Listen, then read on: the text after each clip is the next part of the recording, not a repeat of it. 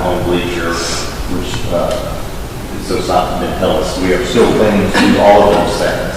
What we need to happen though, we need hellish to set some of their final ramp elevation so we can tie in correctly. So one of the last second coordination items, and the Weaver team is on it, we talked about it a lot, talked about it again today, is we need to give Weaver a few days to have concrete poured at the transitions to both visitor north side and both north and south of home side. We're tracking this right now. It looks like it's going to happen just fine. But so it doesn't rain this week, which probably won't happen right now.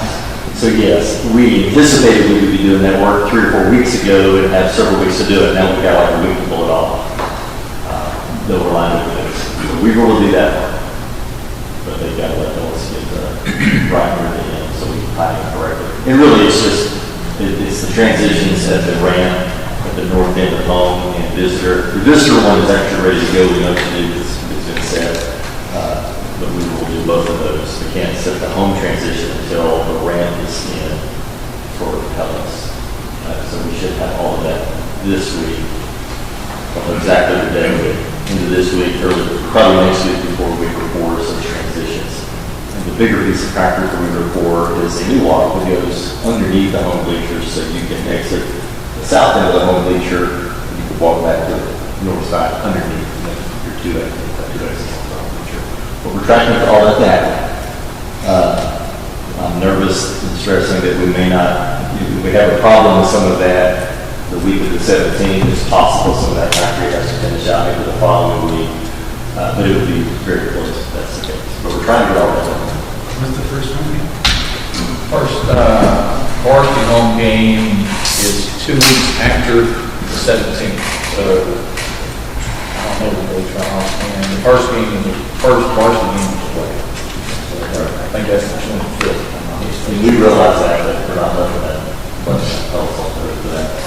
So manpower's been the issue. What has Hellas done to expedite? It's a great question. One settlement to help that. So early in June, we started bringing this up. Hey, sure seems like speak further along, just in our weekend meetings with them.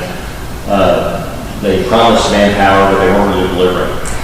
As of 10 days ago, Hellas has started supplementing their manpower. Today, the subcontractor has 8 men on site, and Hellas has another 8 men on site today. There's 16 people out there today, which is good. That's all we want to see. Just for resistant people. But Hellas has stepped up late, in my opinion, certainly for my comfort level, but they have stepped up to get work done.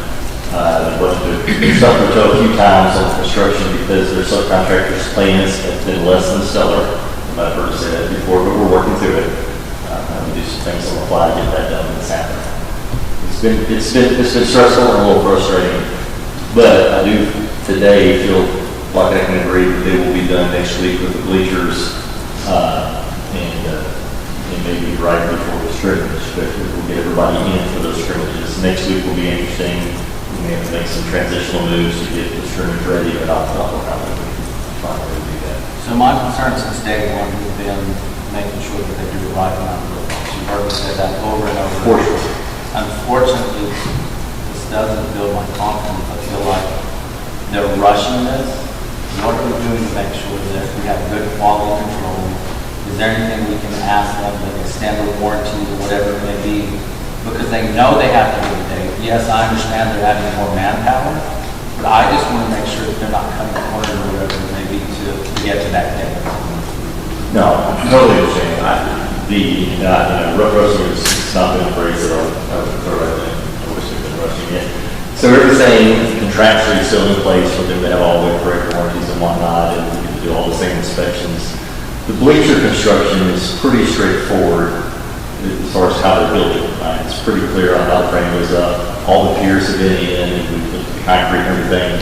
All of that is worked out. It's taken them a long time to get there.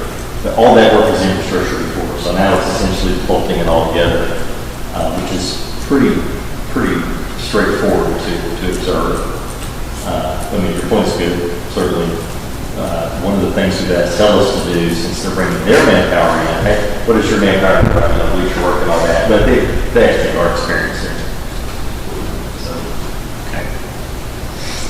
The second part of bad news is maybe not quite that we're not very happy about this either. So the bucket seats that we worked really hard to come up with have not shown up. And they're talking about results quite a bit. They're not going to show up. They only expect delivery of the custom seats to go in the center section until October.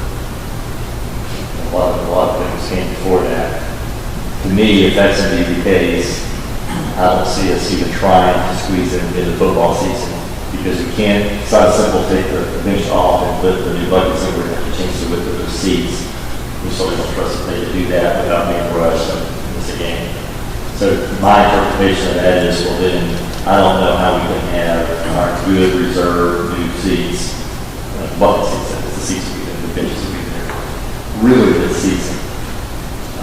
Now, I'm not saying we're not talking about that, but now that those are coming up, and believe me, we've really been screaming about how to get these in. I think it's a botched early order from months ago. We released the order for those bucket seats in December, by the way.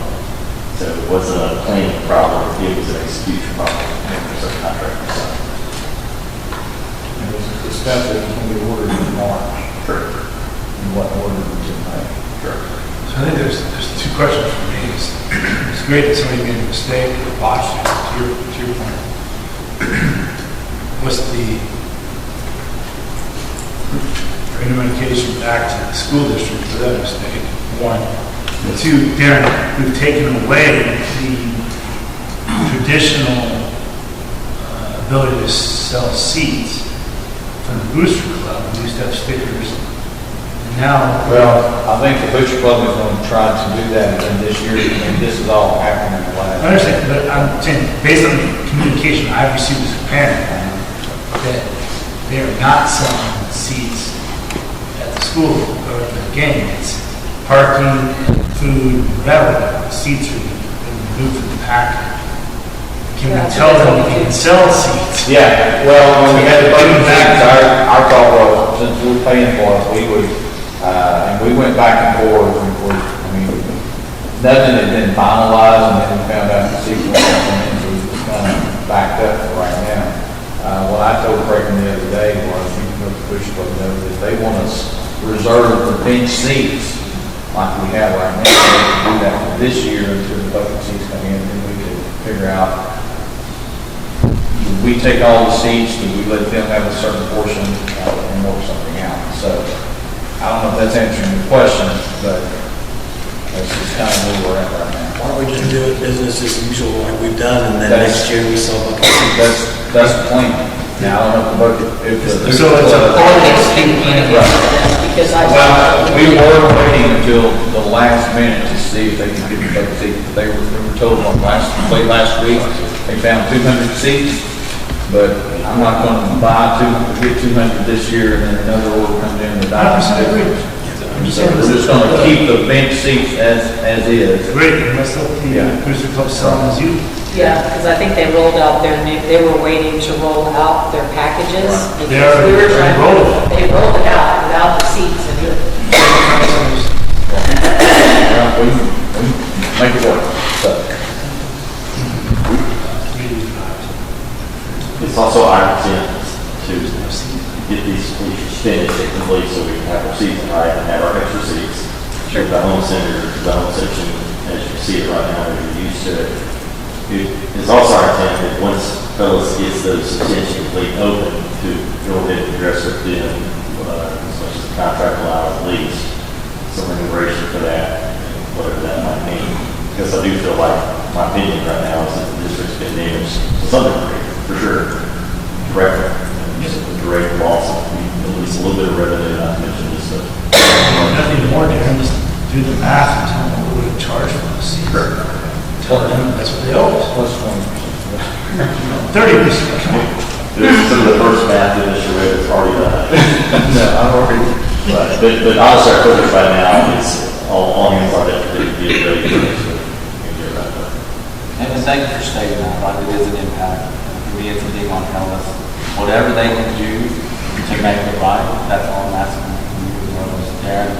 Whatever we can do to get whatever we can get back from them, that's all I'm asking for. Well, we're talking pretty casual right now, but the last 2 weeks have not been very casual conversations, been pretty fired up.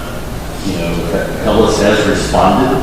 It's unfortunate this response is late, I mean, in the game, of course, but they have responded. They did not put Taylor run and say too bad. They finally showed up. It's just late, right?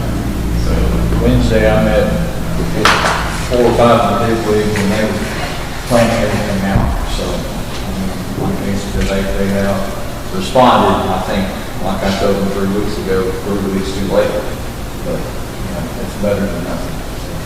So on the visitor side, and I apologize, the park behind the feet, right, there's no place. they They have their own. So they're not in, but they will be. Same on the website. Skirting also. like you The see blue picture skirting sent. bob, we can see the bottom stand. Oh, sorry about that. So in the front, Ellis's contract on purpose has the chain link fence. We intend, away from Ellis, try to take stuff away from Ellis, we'll put the slats in after. In fact, we've already talked to Weaver about their fence upcoming with the slats. I don't have the date on the slat, the fence is in nothing. So Ellis will do the fence coverage so you can't run through the. So all. It would be great, come kickoff on the first home varsity game, for this stuff to be done.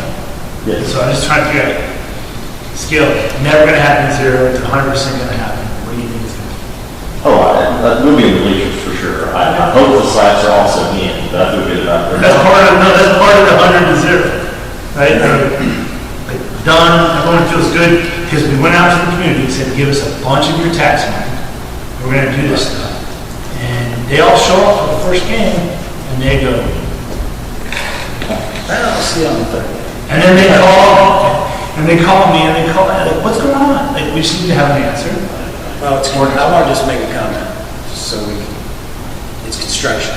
It always goes up at the last minute. I mean, we're going to have to tell the community that, I mean, we're doing our best. I mean, I know that's what we're doing. That's all we can do. I don't disagree, but having an answer is different than doing our best versus, yep, we're gonna have it done by X. Those are two different answers, and can you be able to give the answer back to the commission? No, so I'm sorry, I didn't get the answer. Not to be difficult. Are you asking my dude? All the bleachers on the visitor side have been done for months. Almost. Yeah, and so we're looking at pictures here where the slats aren't in, the chain link's not in, but the physical structure's been done for, I dropped my kid off in June for summer running, it was done. Yeah, we knew those would be done first because we held on, Right. because of graduation Sorry. for that. The Yeah. home side, hey, graduation, we held off, great. The visitor side, I'm still seeing pictures of, Well, we've really pushed Ellis's up to go build a home side structure and so all of their personnel that they wanted there until Ellis is back in on with their the answer, I don't know, that's fine. So I think before your first varsity game, I think all the bleachers will be in and they'll look good and complete, even the fencing in the front, even with the slats up front. I hesitate on the slats because the fencing's so for Weaver, so we're purposely getting away from Ellis to get some things done right where we can.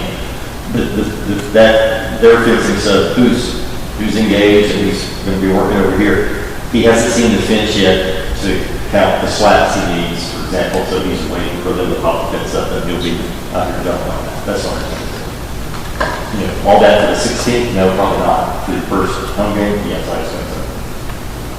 And so to your voters, my anticipation for that varsity game is we won't have the bucket seats that we've been talking about. Sure. But everything else will look right for the voters. Great. Their mothers. Perfect, thank you for your help. Thank you. So there's a good in that fun. For sure. Okay. Let's talk about your bigger project. So, student activity center. I'm sure you've not been able to miss it unless you're really not looking over that way. But we've got massive activity, and I love this. It's great. I wish it wasn't so but that's the weather right now. building pad is just about complete. You can really start to see the footprint of the building taking shape. The metal structure, everything with the skin of the building is on site. We talked about that building coming in, came in right when we were said it was, that's great. We had it. It's really nice to have it in hand. That means we're ready to go. The detention pond in the back is very close to completion. I got some photos we'll show you. Tennis court is ongoing. Material testing is being good. We're doing a lot of material testing, third party. That is working. It's on the last slide, but they're going to start drilling piers. I think I said this week. It's actually going to be tomorrow. So they're going to start drilling piers for the building tomorrow. This steel bar is already here. So that's what we want to see. That progress is tracking well. We just had to basically get a release and cut loose. Last questions. So we've eliminated a lot of parking for the event-based program now. Do we have a plan on how we're going to address that? Because you're talking about, I don't know how many cars parked in that area. We do. How much good with it? We'll there. So on parking, because we're staged, if we're calling it tennis court parking, what we're calling it, but we're staged partway over that parking. Well, have we started back in January, February, like we anticipated when this project started? We really wanted to see these parking lots paved, some or all of them prior to football starting. Since we couldn't start until recently, the permitting part kind of changed the approach. Well, now we've got to keep building, try to keep this building project on track, keep our moving, but also accommodate some parking. So our game plan is to go essentially week to week and have as much area open, like before the Thursday or Friday game, whatever that week is, paved or unpaved, but accessible and whatnot where we can. We really would rather forecast a real specific plan. Since we've started so late, it's like, let's see how far we're getting and open things up. So for example, we'll talk every week about the game. What game is it? What crowd do we anticipate? Oh, if it's a scrimmage, oh, it's only this much. If it's JV, it can be this much. But that first varsity game, ahead of the game, all right, let's get ready. So by Thursday before Friday, we have this area clear. Well, it won't be paved, but let's get it in good shape or somebody or messy or whatever it is. And specifically, that's going to be the tennis court parking, not where the materials are staged, but there's that gap next to it. So if you don't recall, we're going to actually pave that long parking area right there, but they're not staged on it. Staging is deliberate, so they're not in the way. If we can't get the paving done that quick, because there's some paving priorities that are more important than bleachers and the sidewalks to get people around, as far as concrete crew goes, and just their same paving crew, we'll have that prep so parking can go in there. If it's not paved, it wouldn't be striped. So we'll talk about things like, wood stops, curb stops, or maybe temporary painting, flagging, or things like that. Or not. It was never there before, and when people were parking there, we figured, Correct. yeah. Correct. So it won't be as good as if we weren't there, right? But we're going to try to get all the parking we can effectively squeeze out of week-to-week games. And we talk a lot about that. So regular Each week we should get bigger. Right. Because materials we can get put up, so. Yeah. So on that picture, you can see that was from last week. It's already changing, but you can see the building pad. You can get a good feel for the size of the building, right? That's 60 yards long, full width right there. The next slide is, I like this picture. It might be kind of boring to everybody else, but this is the drone shot from last week. Thanks to Coach Creighton. We were taking tests, giving us some drone shots. Coaches were just better. Sorry, Bill. So he had some really good shots. This one shows the detention pond. Basically, it's being over near tennis court, looking back. You can see the fire station in the background back there. It's a really large bulldozer down there. It looks kind of small in the picture. This gives you some scale on how big the pond is, and also lets you see how far they've really come back there. They have really changed, as anticipated, the landscape back there. They've cleaned up, moved a lot. It's really good. It's a lot of work. What's on our mind back here now is we're continuing to watch tree mitigation. They've avoided some of these key oak trees that we're trying not to take out so we can mitigate them. All that's progressing as planned, and they're really moving well. Okay. This is the shot just looking back.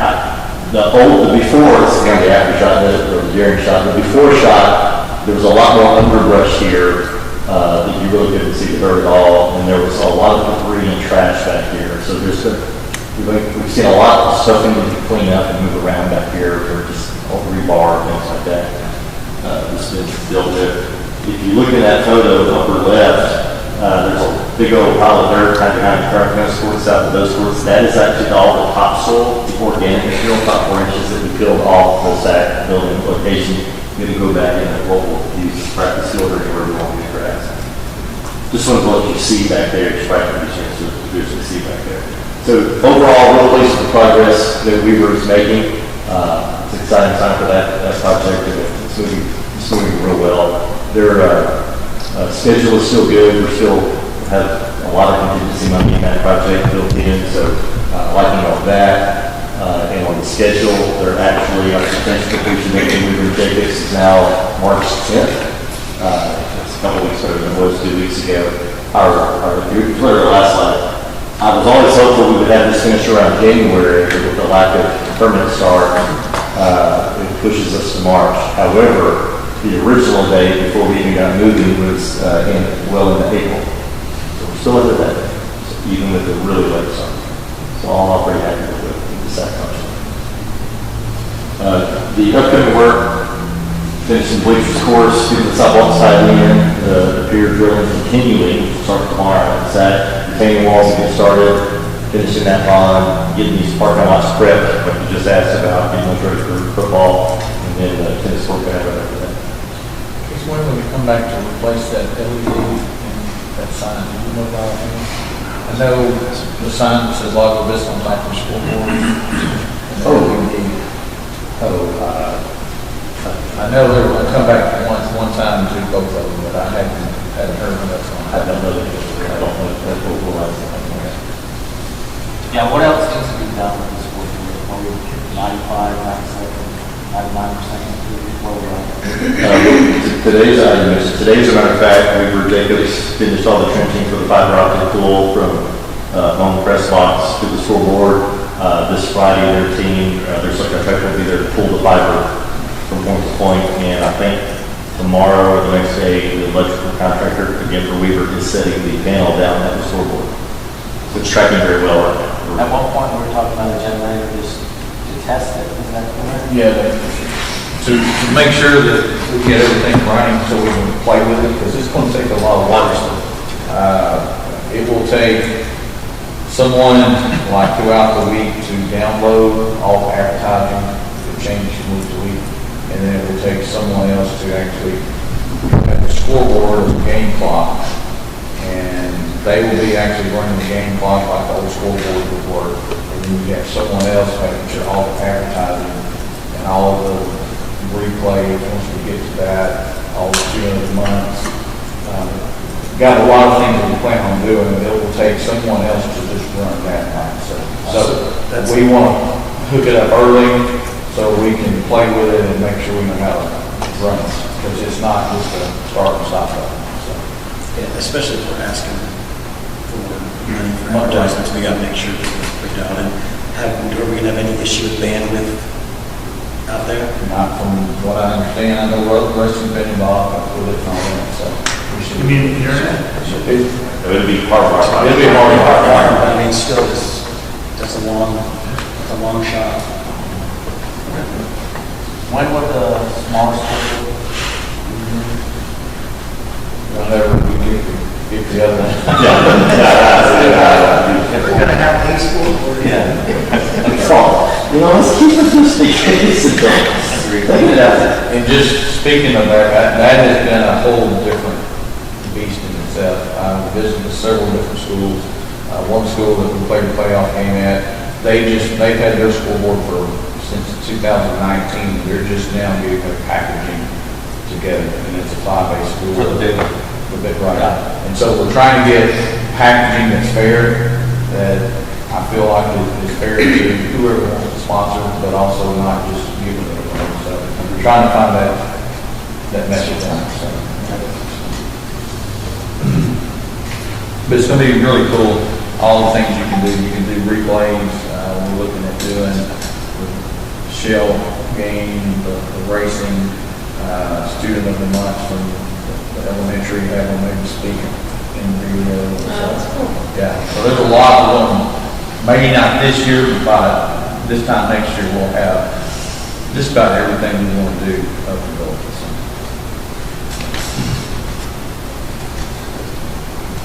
Big exciting times. Any questions or comments? All right. Thanks, Casey. Thank you. Discussion of school 2023 budget. Okay, been talking budget for 7 months now, 8 months, and we'll continue to talk that. I first want to give a shout out to Mr. Stoner and his group. Just got the preliminary first rating report, and according to that report, we scored a perfect 100, superior achievement. Mr. Stoner was pretty pumped on Friday when I told him that. So just want to give a shout out to him and all the work that he does. Certainly been a trying year in the business department with less kids coming and attendance and recapture and all that, but it's looking positive, and so we feel like that if we have a major expense like the state coming back and saying we owe another $300,000 in recapture, we should come in under budget. So that's last year only put $79,000 back in the budget, so we certainly utilized every dollar we could utilize last year. So, Jason, going to give you some more information about the 23-24 budget and some questions. Take it from there. Just put a bow on 22-23. It'll be tight again. As you recall, since we started the year, $1 million in the hole is the enrollment figures didn't get projected in graphic studies and what we also went with.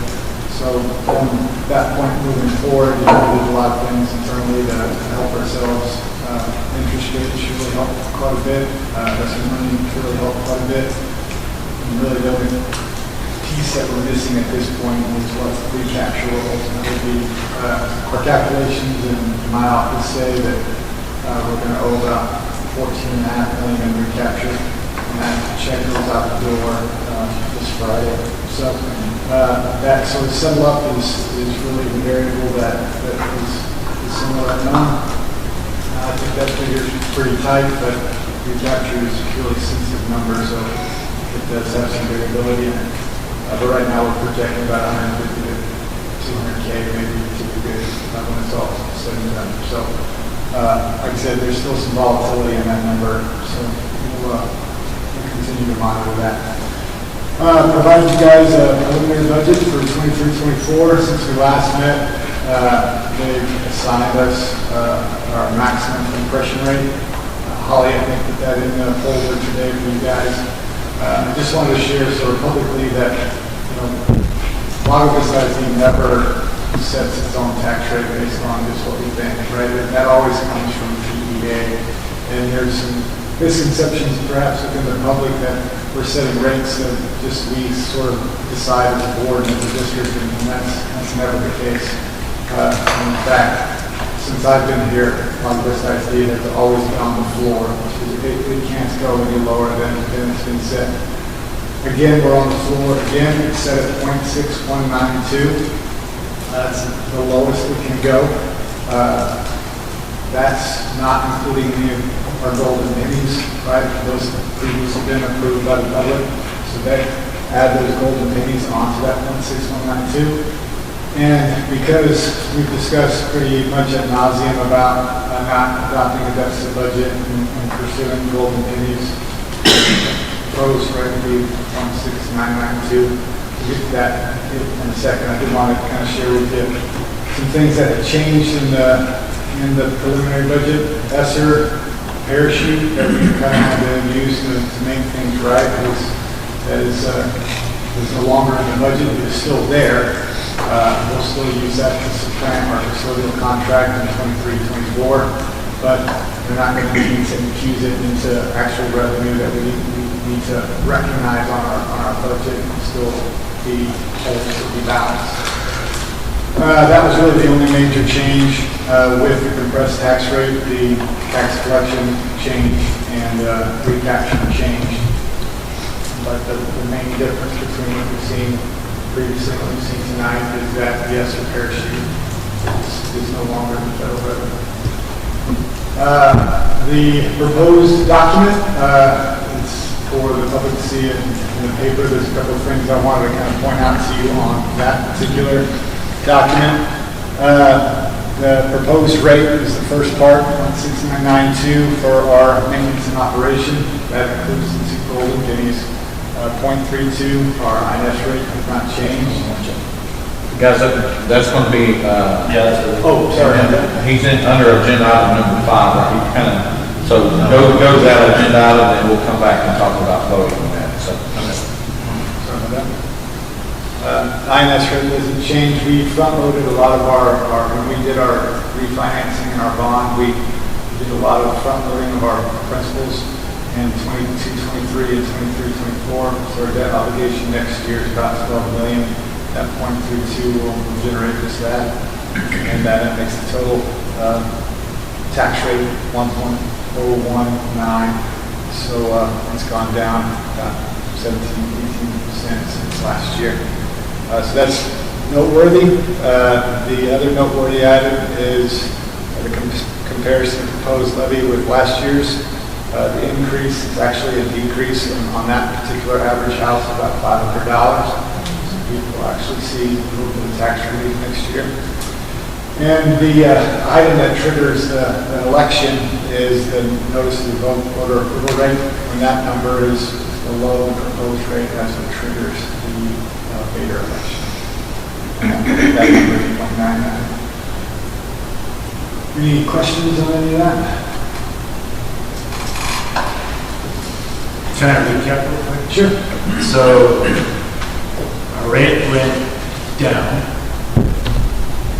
The average burden on the taxable basis of the average home here went down $500. So, even though property values went up, people should be expected to pay a little bit less. Yes. And we're going to go out and ask that they help us move imaginary pennies from one category to the next to help us pay our teachers more money. Yeah, so the rate without the two additional golden pennies decreased 21.4%, 21.2%, somewhere around there. And when you factor in the golden pennies, the rate still goes down 19.4%. So when the language in the ballot says it's an increase in your M&O, it's actually not. It's just a decrease. Yeah, it's a decrease in the inflation, right? So that's what I was trying to get the story right. It's like, overall, the rate went down. On average, people are paying less in property taxes.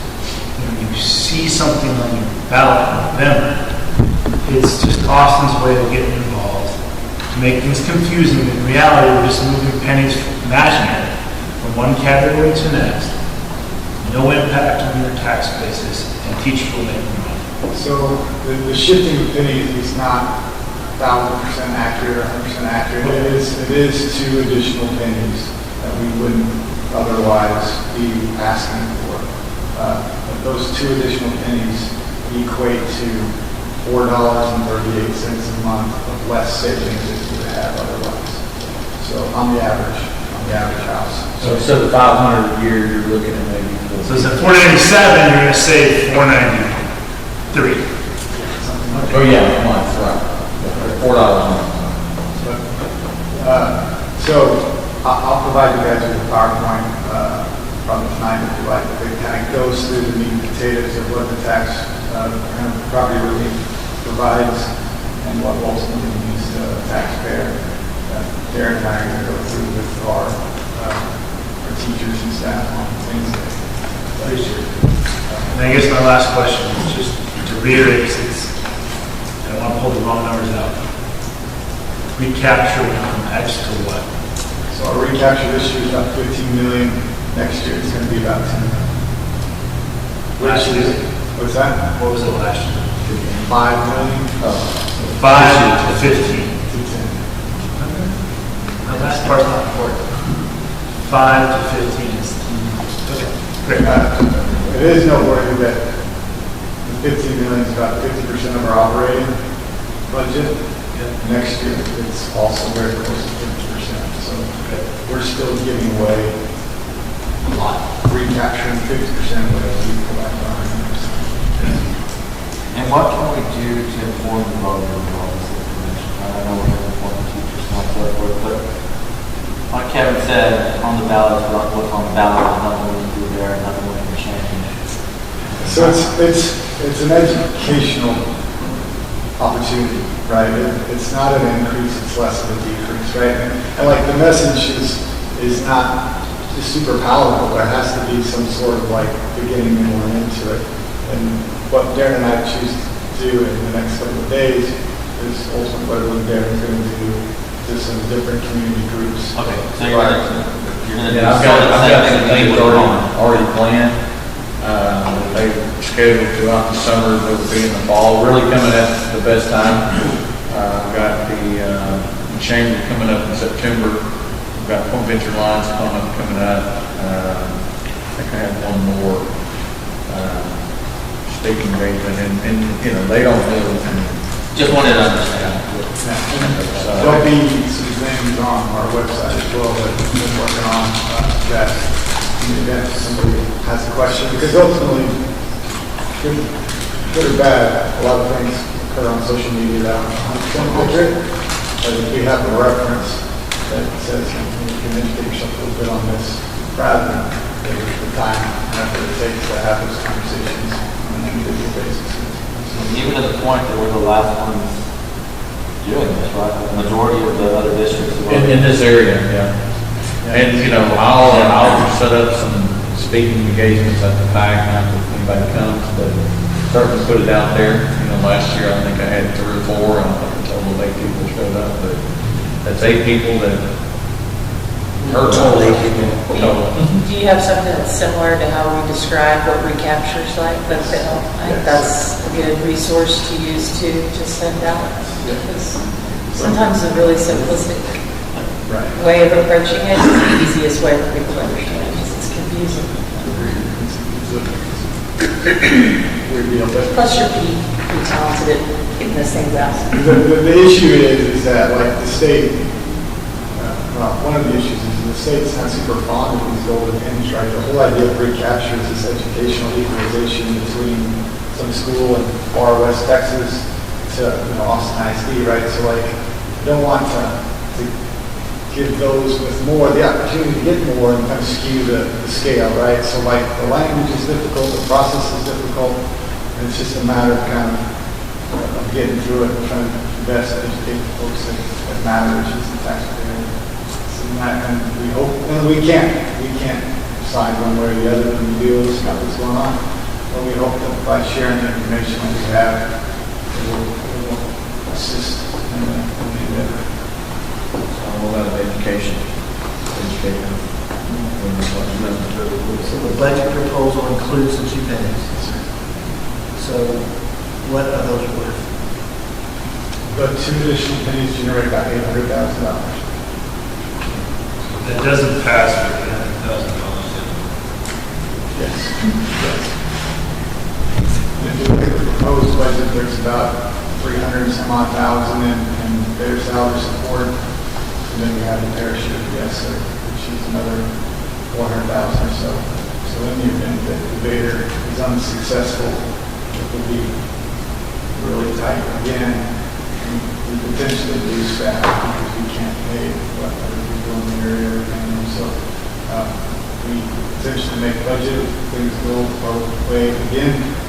But I wasn't thinking, if we don't do this, we'll start not being able to retain those districts that have already had the 8 things and can essentially pay them much more than we can. They'll start being worth the ride when we want this and working when we go around after. Right. That's the message we need to convey. Okay, so, yeah. Approval of the tax rate. Right. So you'd be proposing, to make sure I'm right, 0.6992 M&O with a 0.32 INS for a total tax rate of 1.0192 for the 23-24 school year. So we'll need a motion to approve. Can I revise that motion, please? Not the numbers. Okay. What did you want to revise? You can That's why in the motion, we'll make it clear that we're moving from 1.184 down to 1.119. I don't, It's a slight- I don't think we can do it in this particular motion, this legal motion, because they give us the verbiage we have to say in order to get it posted. I like how you think, but they make it even difficult to do that. I move we accept the tax rate as presented. Yes, David Scott made the motion, Greg seconded. Or who's- Is there any further questions, comments? I mean, if you want in the minutes, you're welcome to make that comment now, Kevin. No, I just like to make sure that we are not approving an increase to the tax rate. We're absolutely decreasing the tax rate to our citizens, and it needs to be clear. I'd like to strike that in the minutes, and we can approve it. Okay, It's well, fine, maybe it's good. yeah, we can do that, no problem. Okay, with that comment being added, all those in favor say aye. Aye. Opposed? I do have one question after that. I just want to know, how are we advertising? Where are we advertising? No, that's always a good question. Hill Country News? Good. Support that 100%. I agree. No, the thing is that the Austin American Statesman is like 6,000 or 8,000. It's ridiculous. It's something stupid to advertise this, and the Hill Country get better coverage, and it doesn't cost near that much money, so. Short Peak and.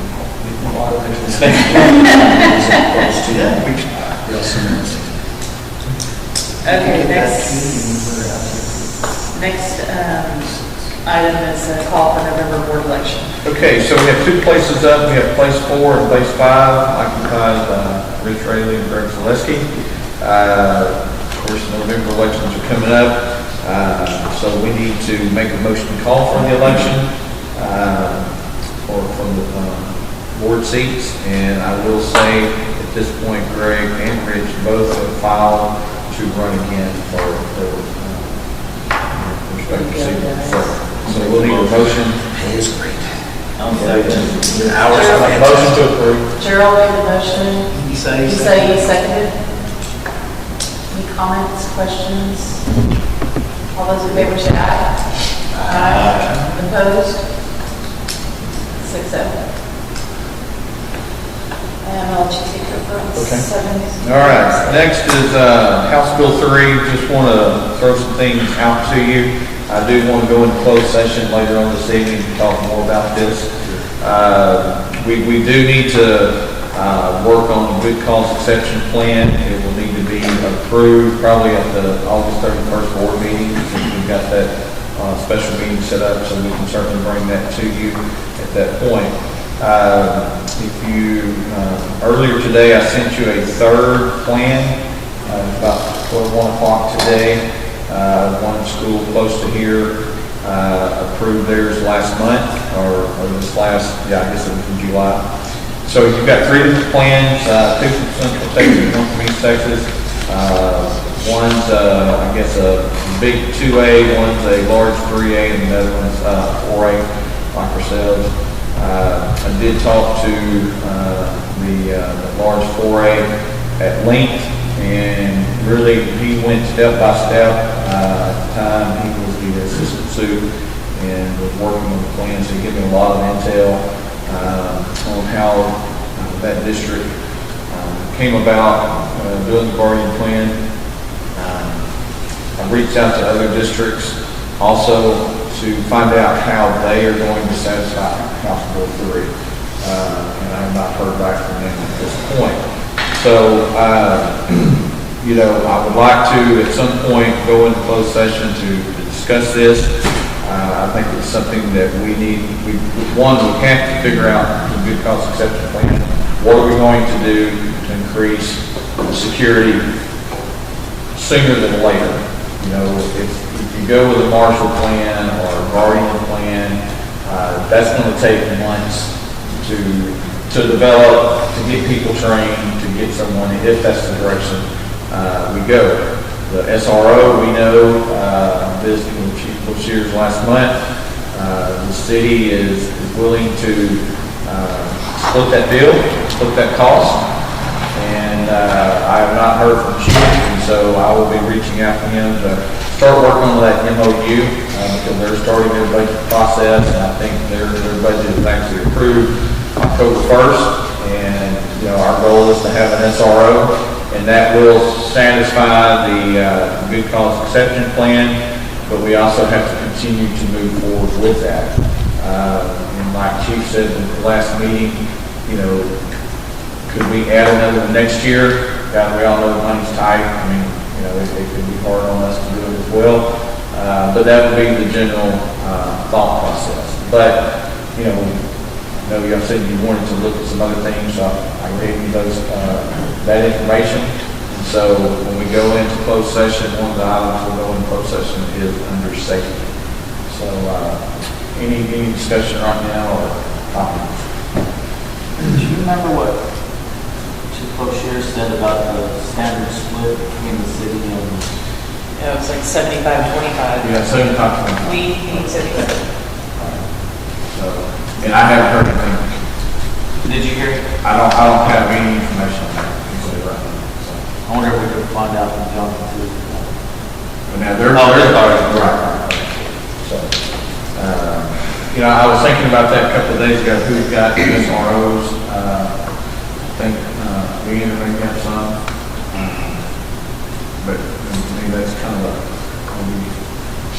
different ball game because they're so big. So I'm trying to find some that have smaller departments, maybe one or two, to see what that split could be. Yeah, I think this is a great opportunity for us in the city to have a joint effort to make sure that we secure our kids, right? Yeah. This is a great opportunity for that.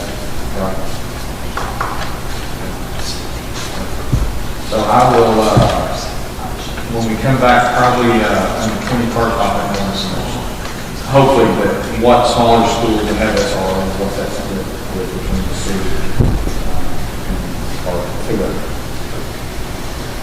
All right, accountability review. Okay, we have Ms. Plossock, Ms. Jackson here. We want to thank them for putting this together. They've really been doing a lot of work on this.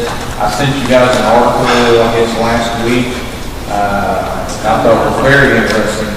I've been thinking that the whole time, that, you know, it's funny how you change the rules of the game in the middle of the game, but that's kind of what was taking place.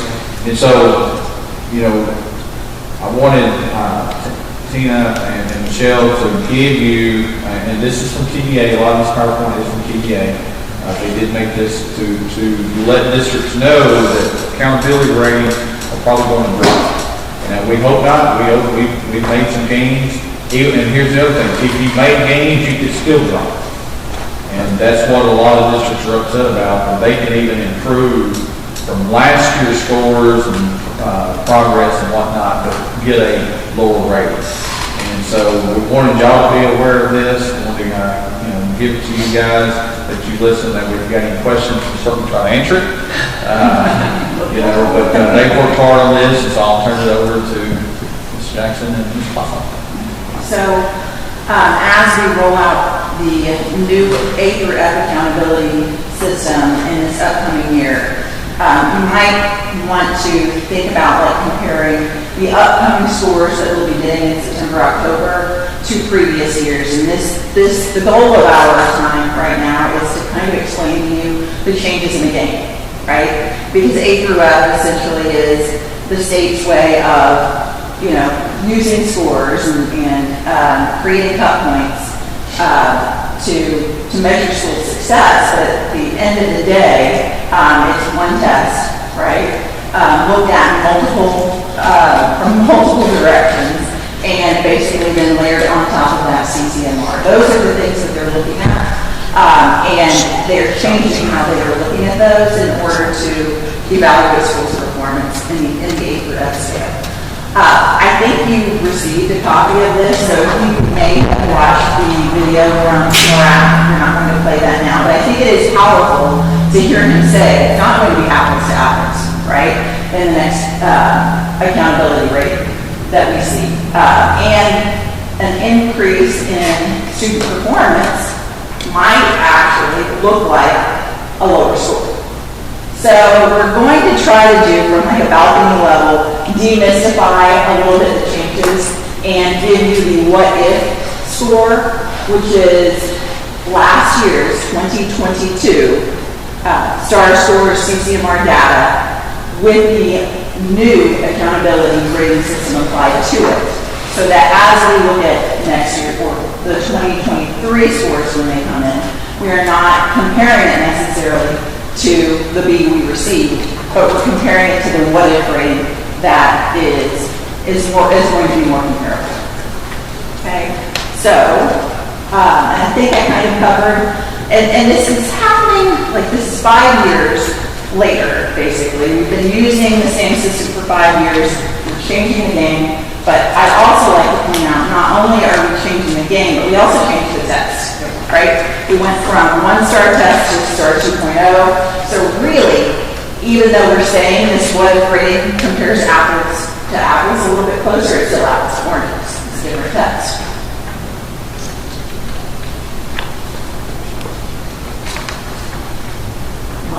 An overview of the 7 changes. They've updated the cut points, like what it takes to get an A, what the targets are for students to measure success. They've updated the CCMR indicators.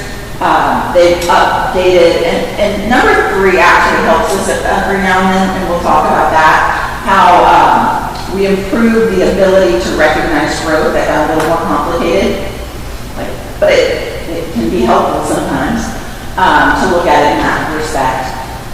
The closing the gaps, it says that they've narrowed the focus, but it really just got a lot muddier. They're just creating more focus. And updating the overall district rating methodology, changing up the percentages of how they develop our district overall score. 6 doesn't apply to us. That would be for an alternative education system. And then just adding more data that they provide and the reports that they provide. Whenever you've had students that took an end-of-course exam, because those are the only scores that we have, you would have received a parent link from me that sent a link and a code that said go online and find your child, and you can see what how your child scored. That is at Texas Schools, and that part of that is in there, where it'll give you more information about the kids' score. What is DPRS? Texas? Performance reporting system. Say one more time. Okay. And the next couple of slides just go through that 1 through 7 list in a little bit more depth.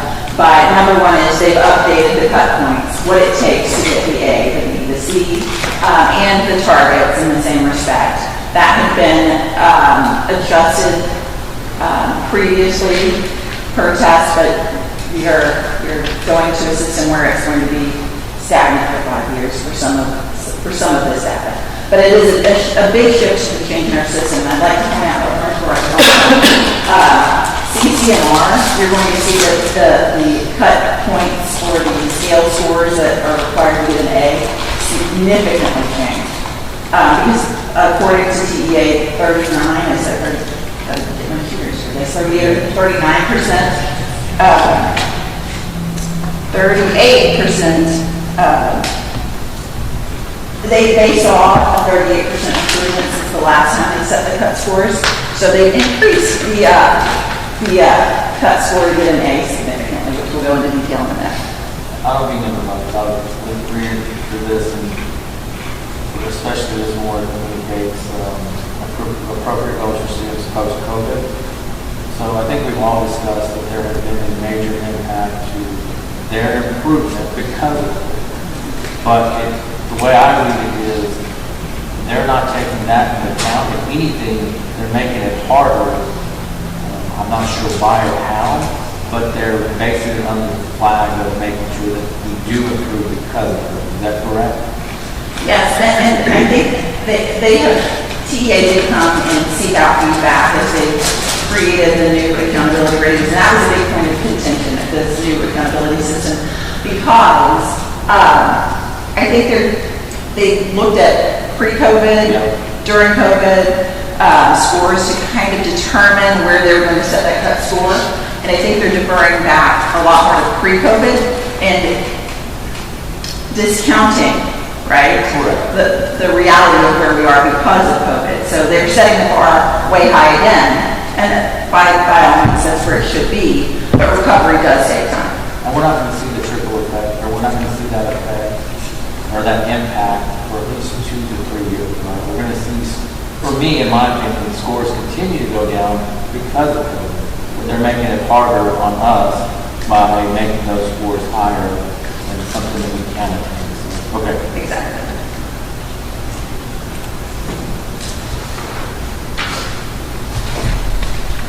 CCMR, I mentioned that and go into a little bit more detail. This slide really focuses on the indicators and the changing indicators, what will qualify as an IBC and such. But I think the real story here that they're not highlighting that I'd like to point out is that change in cut score. What I'd like to point out here is in 21-22, our CCMR percentage that was used to create our letter score in CCMR was the 62%, and that got us an A. Okay? We got a 62% based on the number of students, percentage of students within the graduating class that met the whole different mirage of categories in which they could get CCMR points, okay, or get qualified for CCMR. That 62 used to get us a 91, somewhere around there. The new cut score for an A is an 88. Okay, so our bar was here, and we were meeting the bar and doing well. The bar has jumped drastically, and so while we also remember that CCMR data lags and we're behind. So the data that we're getting this year in the accountability rating for CCMR is not from 2023 grads, it's from 2022 grads. So we have some bright spots to celebrate. You know, this new CCMR rating will reflect some work that's been done. College bridge classes, different ways that we have improved our ability to get more students to that threshold.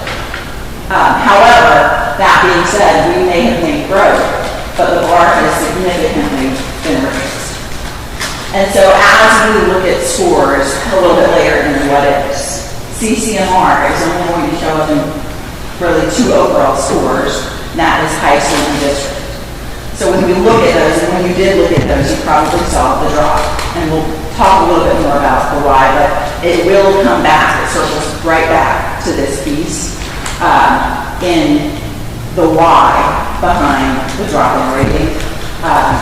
And it goes back to, again, the bar having been significantly raised in this area. One of the other areas that have been refreshed is the domain 2A, which is academic growth, and what that measures is a student's performance from one test year to another. And we're awarded points based off of that student's growth from one test, or not, from one testing year and one test to another. So what they've done for this year is they have increased the number of points that a student can receive credits on, or points on based off of their growth from one year to another. And then they've also added in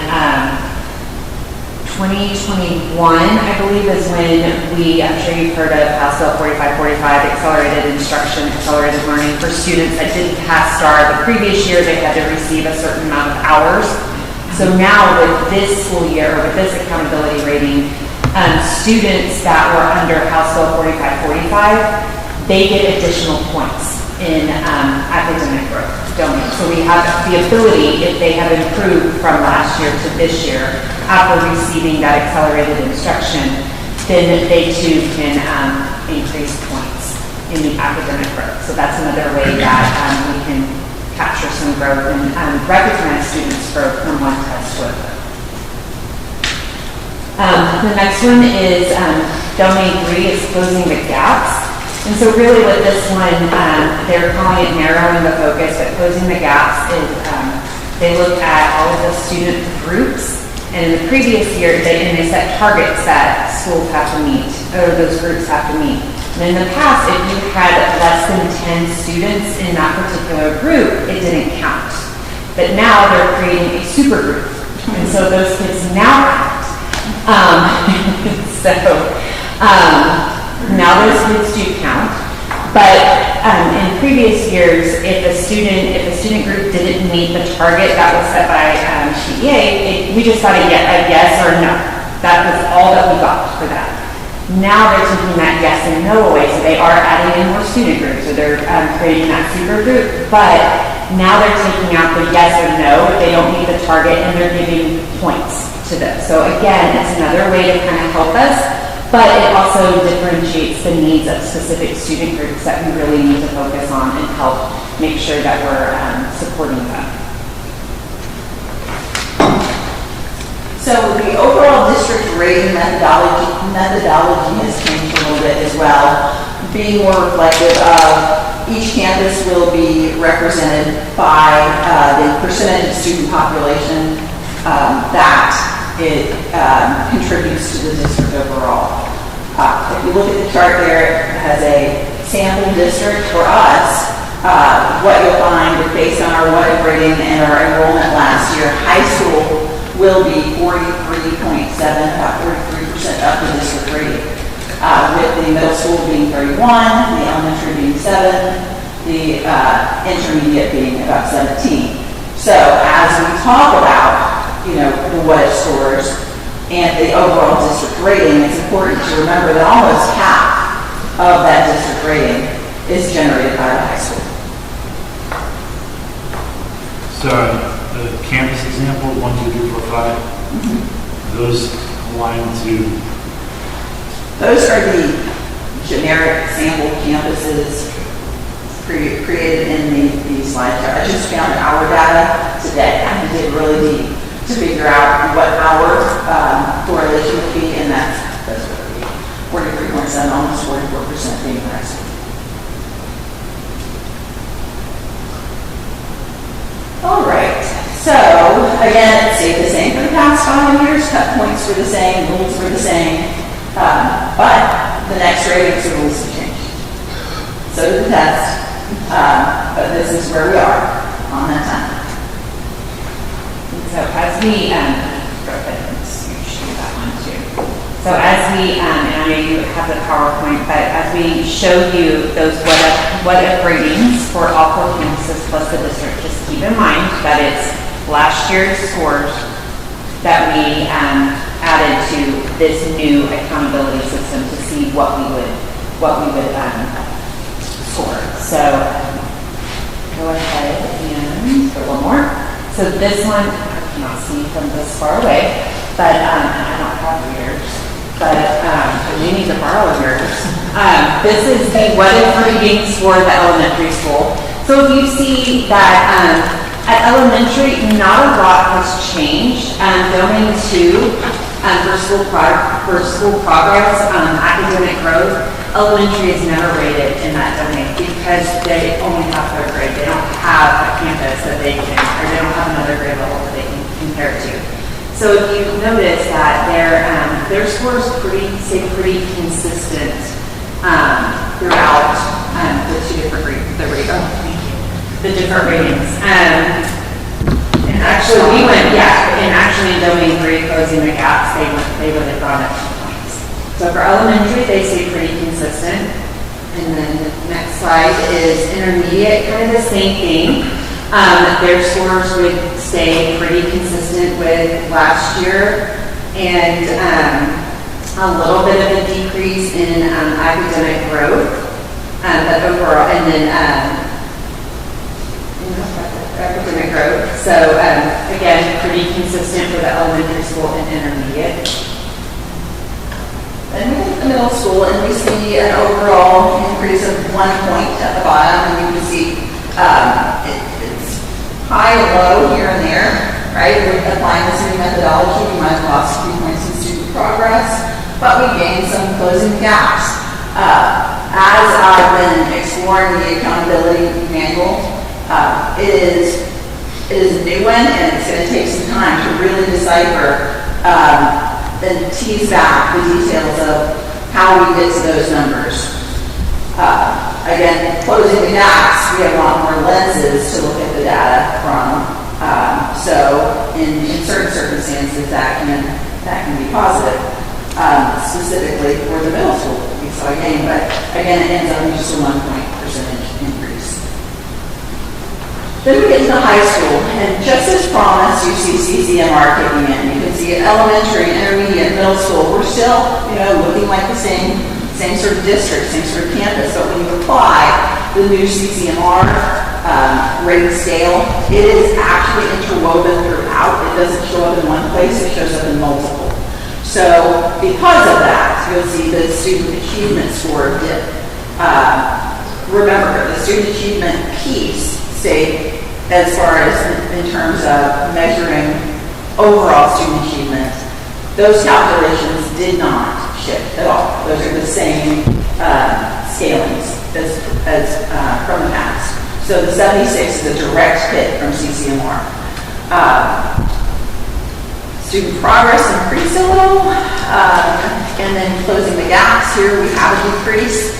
That, again, CCMR is about 30% of that, but it is also showing up in some of the other areas we count again in this domain, and we can see the story ends with the 72 compared to the 85. How many additional groups are you reflecting from last year to this year because of the size decrease to 10? How many more groups are coming into play that didn't impact the previous year? For population, African American probably would not have counted previously. I haven't looked at our demographic spread, but we'll see some populations that might not have counted in the past. Usually it's going to be our English language learners, like sometimes at specific grade levels we don't have enough to constitute a subpopulation, but with that drop, we have 10 at most grade levels now. And so that would be one where some, at particular grade levels or campuses, sometimes, that's every year, that fluctuates. Most of our other subpopulations are either fully above that or well below that. So that's probably the only one that I think is probably going to be impacted, which is, that's actually pretty impactful, to be honest. I was just curious, for years, there were a lot of sub-pops that didn't get counted because And still are. kids, and all of a sudden now they've lowered it to 10. Two or more races is another one that's, grown pretty significantly in terms of our demographics. So most of our other demographics are very solidly above that threshold. It's unlikely to be impacted for like Asian Pacific Islander, African American in most cases. It's still going to be below that number. Okay. All right, and then we look at our overall district. It's no surprise that the high school counts 43%. We're going to see some dips in some of those areas for the overall dip at the bottom. But we have some celebrations that we'll end with. Because being at 79 is at the cusp of the B that we want to maintain.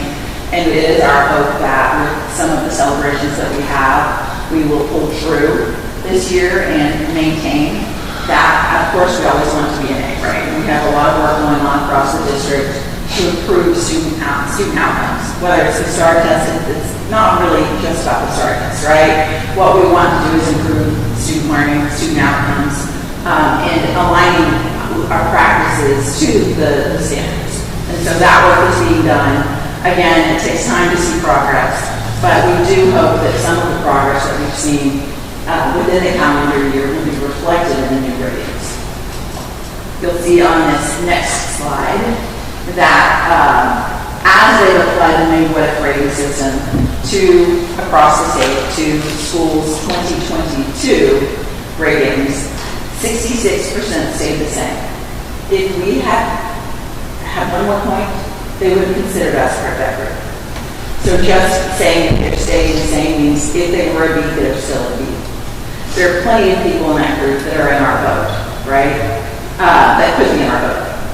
But we fall in the category of 28% that see a decrease, and then 6% the lucky 6%, right? We'll see an increase.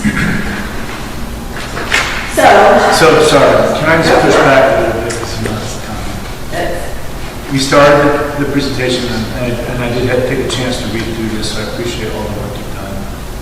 We started saying that most people are going to decrease. This says 28% of districts will decrease. and what I just said, to clarify, right, is to me, a decrease is still a decrease if you go from an 89 to an 80. However, according to this chart, It's B to C. So I love the originalness, like 89 to 88 is a decrease, not captured here. Right. I love that thinking, go for it. Perspective of the community, people who might move here, a decrease is actually B to C.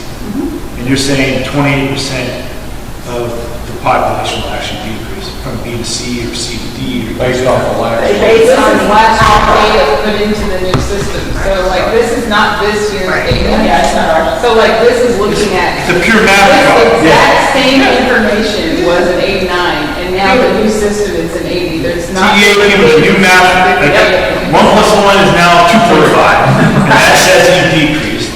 I feel like they're using data here to paint a better picture than what we are going to see, what schools interpret. Because again, this was generated by TDA. Plenty of additional slides for your enjoyment.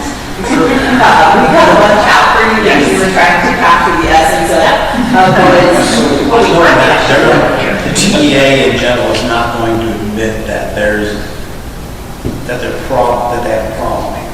My question to you, when is the scrutiny, at what level does the scrutiny come into the individual district based on your rating? I mean, is it Fs? Is it Ds? I mean. So they have like, when you and I go. Yes, they do, the state does set up. Look at They HIC. do. They Well, and so we're waiting, obviously, to see where this year's data lands on this system. But, I mean, I think it's important to think of, I took a test last week, that test was an 89. The teacher went home, thought about it, and now that test is an 80. And nothing changed, right? So I think that's important for people to realize is that the system has changed. It's going to tell a different story about the exact same kids and data. So is the next slide, or the slide after, articulate the movement, right? Because we got some positive data here. Holly, what is the next? So explain it, because I'm not smart enough. So right now, the only thing that we have, the only data that we have from the spring of 2023 is STAR EOCs, end of courses. So our 9th through 11th graders, and they have to because some of them it's graduation time. So we should be getting grades 3 through 8 pretty soon. So what I did was I wanted to put up the celebrations to show you how all of our EOC test score came out in the spring of 2023 and how they compare to last year's 2022 scores. So if you see, again, because we don't have these ratings, but these scores right here will go into domain 1 for that student achievement for this year's accountability. And so if you look celebration-wise, we saw an increase across the board in our in 4 out of 5 in the course exams that were administered this past spring from last year's scores, not just in approaches, which is the passing, if you will, but also in the meets and masters.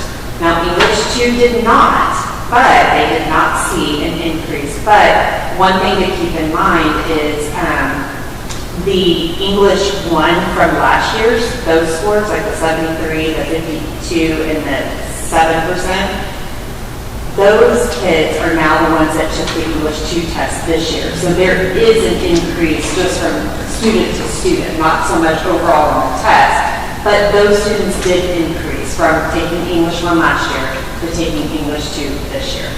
So there are celebrations to celebrate in looking at our end of course exams that were just taken in 2023. And then again, we'll have, the data should be coming out end of this week, beginning of next week for our grades 3 through 8. So, knowing that, we play these numbers, we already see an increase. What do we do for these people that are opting out of these summer tests? How is that accounted for? Do we have to give them a 0? Yes, we have. So that counts yes. against us, and there's It a does. huge movement out here of people that are not, they're signing their kids and refusing it. Well, I'm on Facebook today. I will say out of all the kids,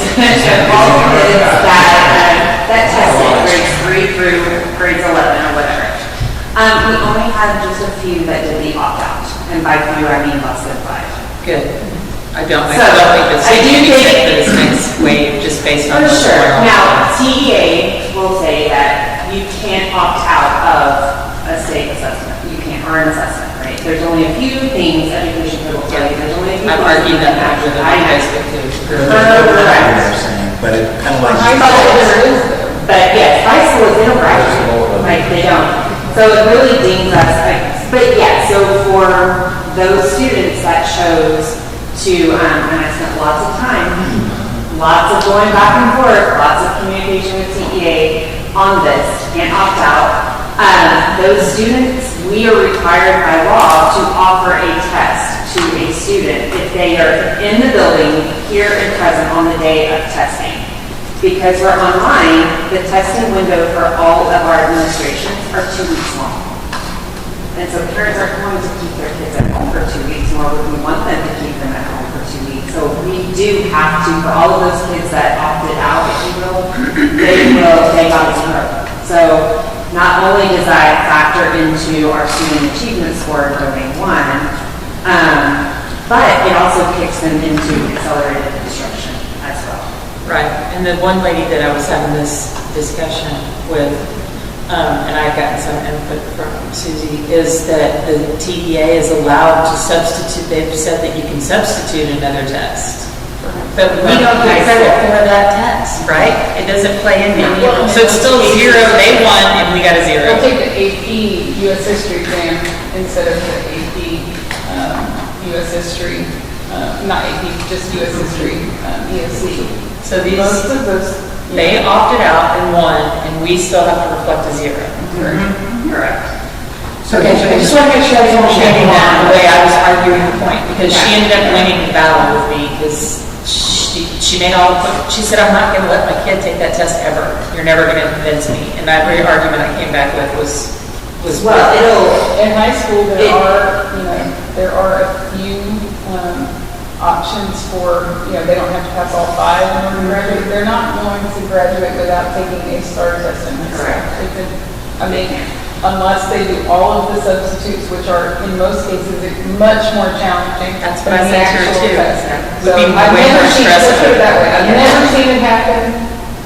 well, and something to keep in mind too is that those substitute assessments, they satisfy a graduation requirement that doesn't satisfy the requirement that they take this assessment or this. Yeah, they still show up at school and all, we go through the whole dance, right? It's But- a dance. Yeah, It's a dance every year, and I do feel like it's going to. it's just because We didn't, honestly, we didn't, and we didn't have that many. Yeah. I hope that it doesn't grow, but Well, the one place that hurts us the most, as you just stated, is high school. And these people are pushing on to high school where it's going to start hurting our numbers in a very bad way. So you're saying that when they opt out, which they legally can't do, we're saying they automatically qualify for 45, so they have to go to accelerated. correct. When do we do that? This summer, and now they've also updated that too, they changed that too. So now it's also 14, 16.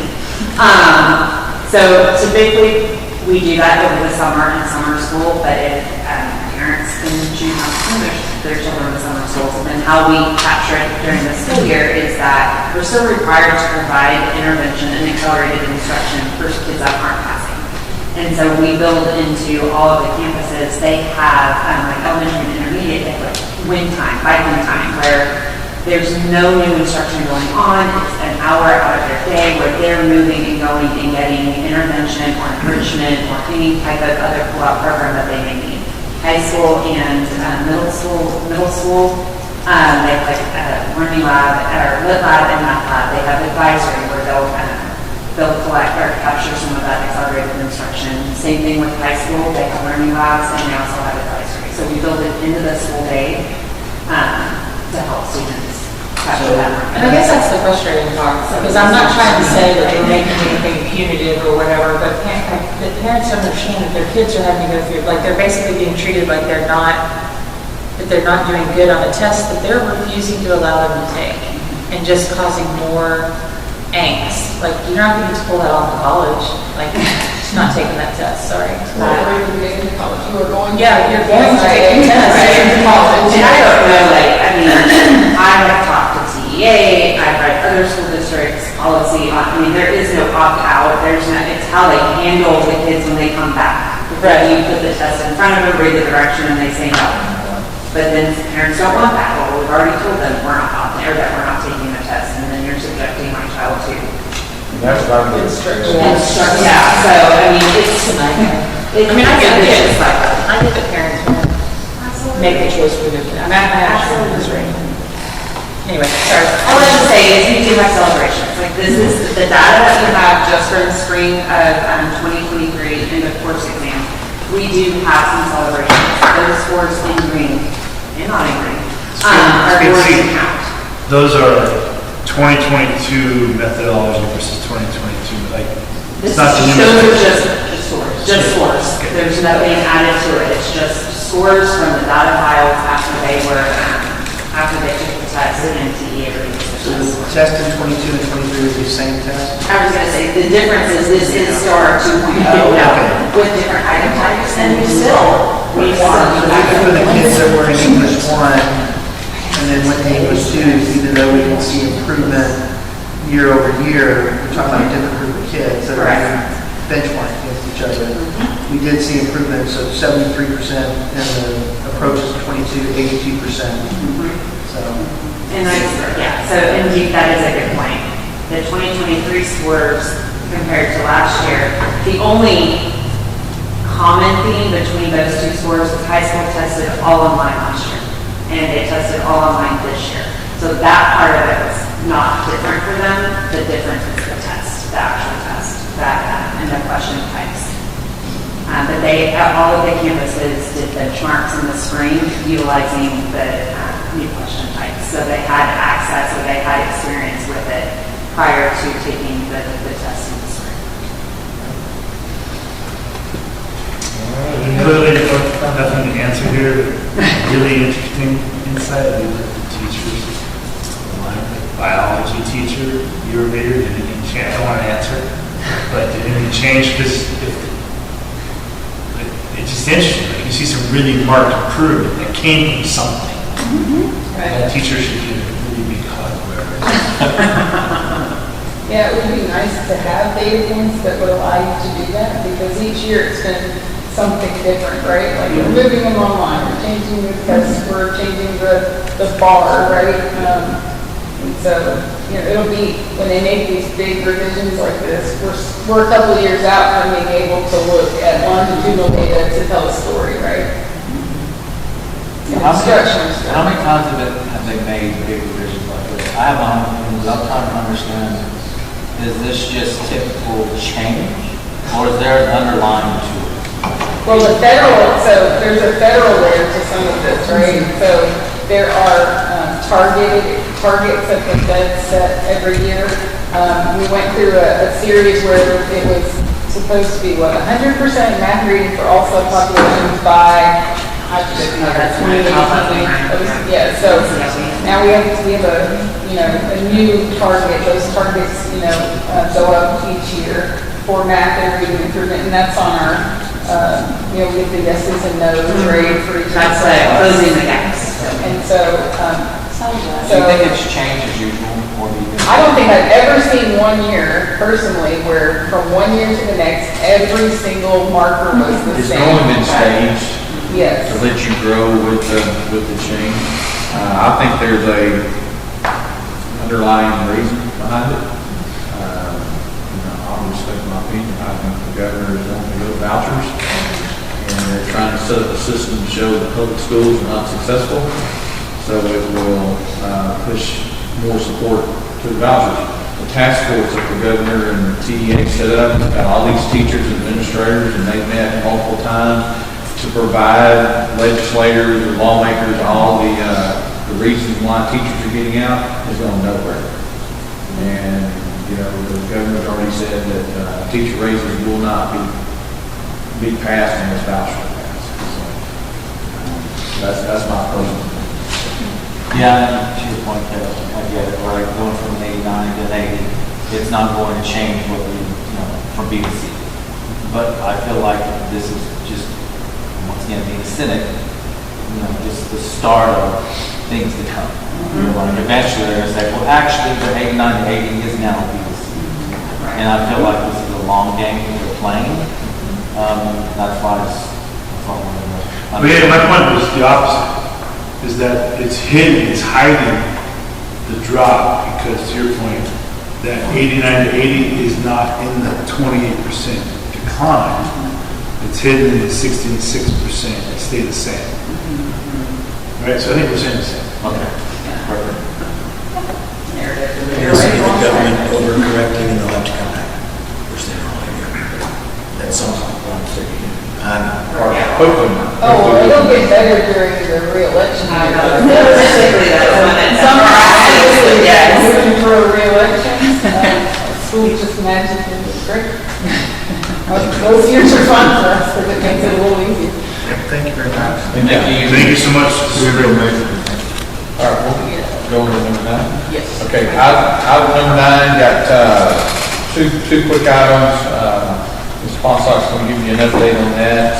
We'll need to approve the appraisal system and the calendar.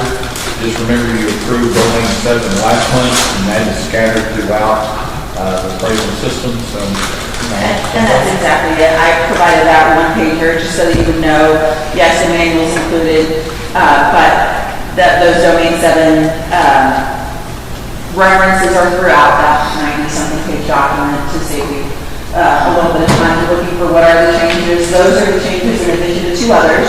And it was giving teachers an additional 5 days to complete some of the beginning of your activities, give them a little more cushion, and set that a little bit after our professional development day to give them, again, time to complete these tasks. And then the other change was to go ahead and take all of the special education teachers and place them on what was the functional academics special education appraisal system framework. Looking at it, it really was overall more aligned. The job of the role of special education teachers very different from the general education teacher. So made those changes, the dates, doing 7 throughout, and swapping the SED teachers to the FAC functional academics appraisal system. The other item is the appraisal calendar, because we made the change to the extra 5 days. That's also reflected in the calendar with those beginning of the year activities being due September 15th instead of earlier. Gives them more time. Is there a reason, Darren, why you're not on the list of appraisers? Just typically, superintendent.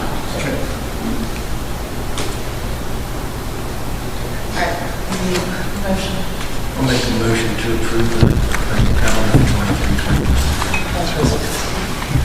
Second. This is my calendar. System manual, which is 2 days. Greg and Kevin? Greg made the motion. Kevin seconded. All those in favor say aye. Aye. Opposed? Section 5.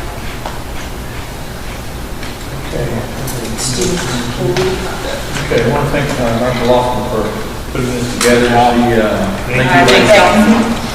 She goes through this update. Not a lot of change in House Bill 114, lists 2 I guess the two biggest changes are House Bill 14. Listed those in your packet. And so, explain any other changes. Normally legislative years are, bigger updates for all of our handbooks. This legislative session went on a little longer, so it's, we're getting some of these updates a little later than normal, but Mr. Rose gave you information on the two main changes. One is that vapes are a mandatory DEP offense now, so that's going to be a rather big one. And anything, tobacco, go ahead. Tobacco products, and that's something that parents, Susan and I were just talking about that just earlier today. We need to make sure parents understand that tobacco products is mandatory. Can I ask a random question tied to that, maybe not related, so I need to point it? Sure. Student registration this year. I'm a dummy. I was confused.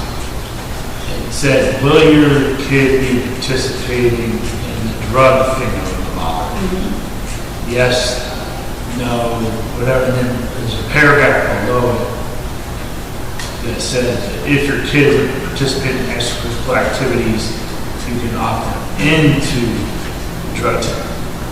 It appeared, again, I'm dumb, that you could appear that you're opting out of drug testing even though your kid was in extracurricular. It was a little confusing, and I only brought it to my attention because I had a couple people at church like, what's going on? Yeah, well, I'll definitely look at that.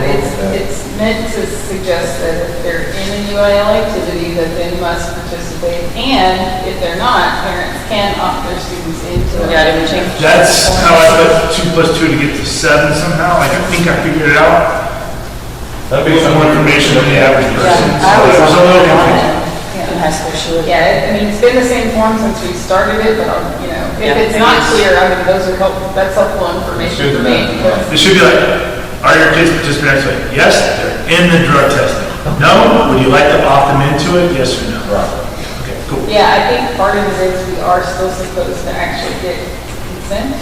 Yeah, you do still have to have consent. So if they say no, then the question is, we run it by the and directors and coaches and make sure that they know, and on occasion it goes back to, I didn't realize, or, but, so House Bill 114, mandatory placement, DAP related to, again, not just vapes, but any component, part, or accessory for a vape is a mandatory DAP placement, and any tobacco products. So You better make sure that that's they going to be have awesome. because that is We're going to enormous. we're going to have a bond for our new DAP. I don't even know how you're gonna. It's gonna be here. Are you gonna potentially sound that off during convocation? You think that's needed? Well, it'll be something that we'll give us to do about getting something out to the parents. Well, I'm talking about the teachers, let them know. Yeah, they'll probably, they can cover it during their campus. Like, I had a number of them. I can add it. Because this is gonna impact I'm doing a everything. safety session, so I can. Yeah, that'd be the certainly place to add do it. that. Everybody has to, we're all doing rotations. Okay. So all four campuses will have to get 4 different presentations, and one of them is safety, and so we can put that in there. That is so crazy. And now, this is even more exciting. So they have removed the expulsion, mandatory expulsion for any amounts of, or felony amounts of marijuana, THC. So they're tough on. So nicotine is DAP, but you can Well, have. now they're taking the expulsion. So it's still mandatory DAP, it's no longer mandatory expulsion. But it's at our prerogative. Not for this stuff. A local For policy. expulsion, yes. not- Yeah. No longer requires mandatory to do it, we can choose to do it. It used, last time it was mandatory, you had to do expulsion. Yeah, you can make it. But if there's a kid lighting up a big old doobie in the middle of the thing, we can expel. Or her. and DAP, there is like a caveat now too, that if DAP is at capacity, when the student engages in conduct related to marijuana and THC, they can be placed in ISS until the space is available. For us, that's the same thing, but in a larger district. I think anticipating that this might be a rather impactful decision, it does allow them to basically be placed in ISS as a holding. ISS is not Largely, keeping them what all Austin that. is getting away with doing away with the libraries and making them into disciplinary centers. Is that why Houston ISD is removing their libraries and turning them into? I hadn't heard that. But maybe I would probably think so. No, I mean, that's what I heard. Because they brought in the super. Well, I mean, we're aware that, during closures and things like that, I mean, this was a behavior that we anticipated an uptick in and we saw because students were at home, and we knew that upon returning to school, that was a difficult habit for these kids to break, and we were correct in that assumption. And so this will be pretty impactful. So, from an execution perspective, I guess I have two questions. One, how do we plan on making this really clear to parents? And I actually think students. Yeah. Because students make their own decisions at certain ages. And then on the back of that, can we use different words than DAP or abbreviations to let people know exactly what that means when we say DAP? Don't use DAP. Disciplinary. No, I mean, what does DAP mean? It means that you're going to have to do X, Y, or Z. So It also means it's on your record. define DAP. Exactly, define exactly, DAP, some kids are like, I write suspension. No, it means a lot more than that. Here's what it means. I just think educating. It follows you because it is reported on your transcripts, right? It's put in teams, and so when the receiving district goes to accept that student, like it's attached. So Is that But is it for higher education or just for college? education? it's not on their transcript. It just follows them in that. It just follows them. There was a disciplinary. Yeah, so lower education, not higher education. Like college. It's been a while since I filled out an application to, I don't know if they asked that or not. It will follow you throughout your high school career, but I don't think it goes. Well, and some of that would depend too. So in a larger district, I actually was a principal at a DAP, and we had a different campus number. So the students withdrew from the traditional high school and enrolled in the AP, DAP. And depending on if that happened to cross a semester, then their credit on their transcript would be noted as a different campus number.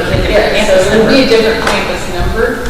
For us, it's all the same campus, and so that doesn't happen. But yes, in a larger district, if they have that set up, then it would be on the transcript that they went to a different school. And a lot of times again, in bigger districts, they have a much more limited offering at DAP, so their schedules change, and then you see it on their report card that they were in AP this and now they're not, and so, but It will yes. affect a lot of the bigger schools and a lot of the co-ops that co-op with different smaller schools, like smaller schools may only get 4 seats. Well, there will be more. Yeah. And so they'll have to keep them in ISS until that 4th seat or 1 seat comes over. So it does bring out communication, it's gonna be big before they walk in the door. So for the mandatory expulsion, that's less than what it used to be, right? Correct, for Okay. drug-related. So my question is, can we override that? Can we still It is expel? discretionary. Yes. It continues to be a discretionary expulsion, it's no longer required, it's no longer mandatory. Mandatory is DAP, but the principal does have the discretion. Out, what? Yeah. You're holding. I was thinking it does say that college applications are asking for disciplinary records. Okay, then it would definitely be on. I knew that one of the girls made some, it may have been Olivia when she was going out her A&M. That was asking. But yes. Yeah. Susie, do you think, so I just want to make sure that, the way I read it was, I get it, mandatory expulsion is no longer a requirement, it still can be done. I just want to make sure that we use that path more so than the other. Let's use your data for a second. how many people did we mandatory expel on that law last year? Zero. Did it happen? Or there like, is that? No, there's no. Yeah, so last year, It's been zero. multiple years since we've had any. So Yeah, 3 years maybe? theoretically, it'd be zero next year because no one knows if it's changed. Well, But I think again, the this is not, mandatory DEP, yeah, so that's the the clarification is The that difference is going to be a felony charge. the mandatory expulsion for felony related, so, not- well, that is punishable as a felony. So if a student has a drug related, so marijuana, THC, alcohol related offenses, that would be punishable as a felony. Last school year, that would be a mandatory expulsion. This coming school year, that's a discretionary expulsion, mandatory DEP. And in the last number of years, we had how many people mandatory expelled? Zero. Because there was no felony. Exactly. Correct. So the law, the rules didn't really change that. But this influx of How many days do we have left? DEP influx. I mean, Here. I could count on two hands how many people didn't vape in the school last year. Okay. It's going to be. My daughter and my son. I Yes. just want to make sure that we're safe out on it. So we only have two, substantive changes to the student code of conduct. One, I think it's going to be very big. And so, yes, now that, once it's approved by the Board of Trustees, we will get liberty to share this information with parents. I just don't think parents or students know what a DEP is and how bad that's. I think some of the kids who probably need to know about it. they Most of the probably kids do. know because when they don't show up, they're like, where's Johnny? DEP. They know where I think a lot of kids do know, but yes, in fairness, we have new families, want to make sure we all are speaking the same language, so I'll make sure. The freshman's parents have no idea what they do. So we need a motion to approve, guys. I move we approve the Student student code of conduct. Second. motion, David Scott, second from Kevin. Any other questions or comments? All those in favor say aye. Aye. Opposed? 6-0. Trailer up front. Okay, so, I think Jason, you sent this to them? Yes. Sent you the information, I think sometime this morning. Management. So Jason's been working with this for the last several weeks. This is basically our school insurance and all of the different things. The two things it does not cover is the scoreboard, as of right now, it'll come online, and then of course the student activity center, since it's still dirt. And so you saw the cost there, what it's going to cost. All insurance is going up. This is good from September 1st of 23 to September 1st of 24. We all know insurance is going up across the board. For the ones that have been on the board, we used to go with TREA and had issues with them. They were dropping a lot of people. They were running out of money, so we decided to go with PCAP and then with risk management. And so, Jason, I'll let you add to anything. We had increased our footprint about 10%, which is part of the increase, and then the rates went up about 20% from year over year. Insurance business is pretty rough at the moment. There's insurers falling out of the state of Florida, Texas, California, really the three states that get the most with insurance claims. So it's a rough business. We're kind of locked in on this one because of our renewal policy, but until we increase our budget about $75,000 to cover what's currently online, and we'll get hit once the scoreboard and student activity center come online. Hey, Jason, where's our D&O that covers us, directors and officers? I see the educators. I know we have one because I had Darren pull it and give me a copy of it when we were getting sued by what's her name? Do some recon. Yeah, I think it's usually down like right around there. It's the only one I couldn't see.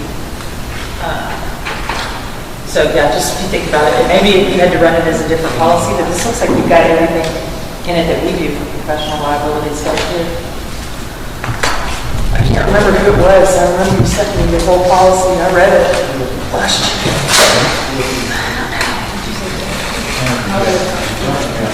I have it in my file somewhere. The task is okay. All right, I was just curious. Okay. So real quick on the school board, so we're just gonna add it when it comes online, when it's installed. It's not, currently it's not ours yet. I mean, it's on our Seems site. loaded up, I think it should. Yeah. It's a matter of time, once we sign off on it, we'll take it, then we'll add it to our coverage. Thank you. Need a motion? So we don't have many options for insurance, right? Not this one. There's not many companies out there. I make the motion. Gerald made the motion. I'll second. You seconded. Any other comments or questions? All those in favor say aye. Aye. Opposed? Motion carries 6-0. Anybody have questions? Everybody go over the minutes. Consent agenda, need a motion? So moved. Kevin made the motion, Isaiah seconded. All those in favor say aye. Aye. Opposed? 6-0. We're at superintendent reports. Yes, just a few things on what, a little safety update. We have got quote in for the fencing. We're going to be fencing in the portable buildings. That's part of the safety initiative that we have to do.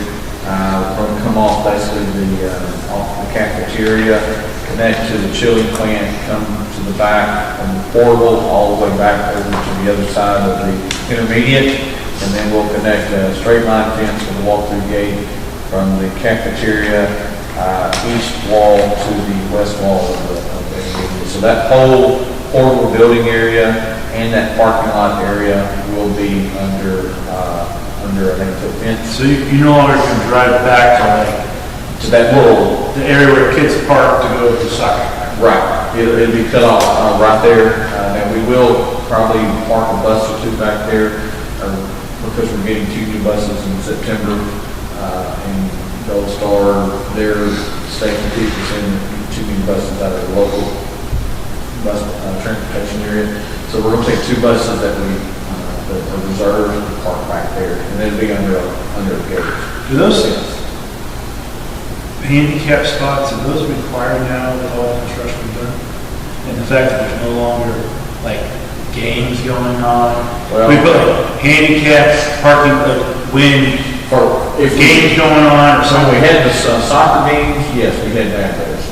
But now, that's a good I question. wonder if we just put like a when games going on or whatever. Well, we have that at elementary, handicap between 7 and 8. Sure. Because like you can, like that's about 12 spots or whatever. Yeah. And those will be still open, the gate will be farther down. Sure. Yeah. But like, when we used to have soccer, I Yeah, was thinking that'd be about putting something- soccer practice at the field, everyone parked past that, and now I just don't know where everyone's like. That'd be something I have to from 88. Okay.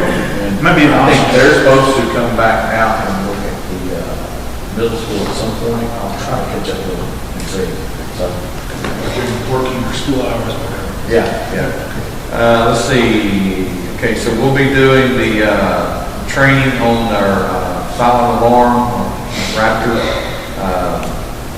for in case we have a new type of active shooter or intruder. We'll be going over that. Also, our bus radios are supposed to be be shipped on August the 10th, and hopefully within the next week or 2 we can get in, or Faircon can get into the buses and start hooking these up.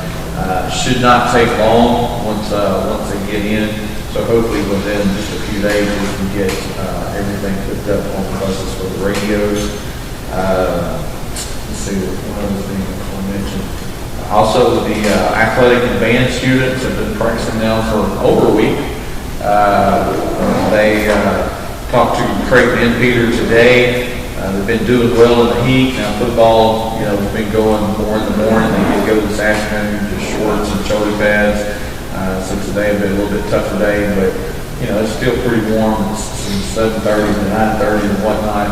And then the band's been going 2 times, morning and evening, and they're giving them plenty of breaks. And they actually have couple of pop-up tents they can get up while they're taking a break. So as of right now, kids are handling pretty well, and I'll visit with Frank and they do go in afternoon today to kind of see how it went.